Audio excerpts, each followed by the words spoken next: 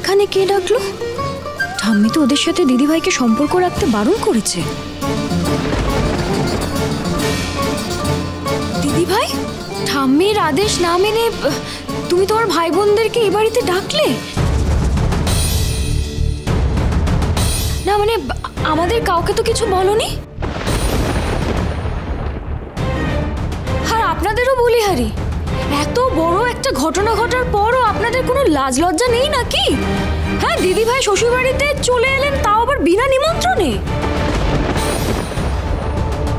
সুধা, তুমি কার অনুমতি নিয়ে ওদের ডেকেছো? ঠাম্মি, ওনার কোনো দোষ নেই ঠাম্মি,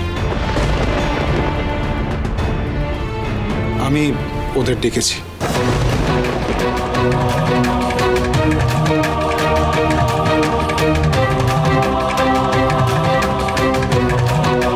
এসো এসো, তোমরা ভিতরে এসো। তুমি বড়নাথ বৌমার পরিবারের লোকদের এ বাড়িতে ডেকেছো দাদু ভাই?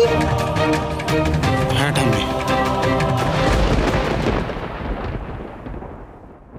বাবা, শেষে এই দিনও দেখতে হলো।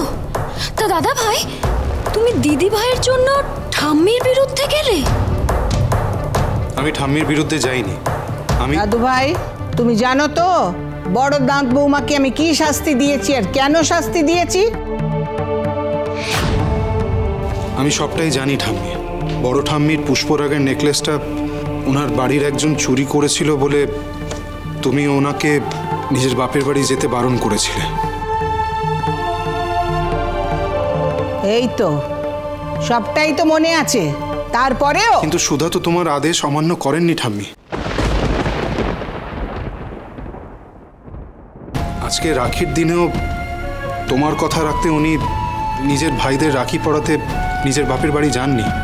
ইনফ্যাক্ট আমি ওদের এখানে ডেকে পাঠিয়েছি, আমার আমন্ত্রণেই ওরা এখানে এসেছে। আর এই পুরো ব্যাপারটা আমি সুধার কাছ থেকে গোপন রেখেছি।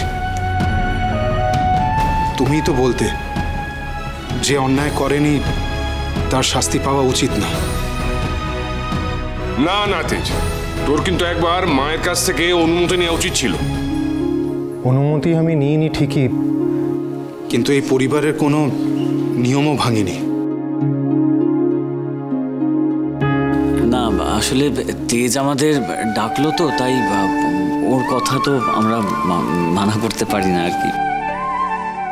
শুভ বিবাহ সোম থেকে রবি প্রতিদিন রাত ৯টায় স্টার জলসায় ও ডিজনি প্লাস হটস্টারে।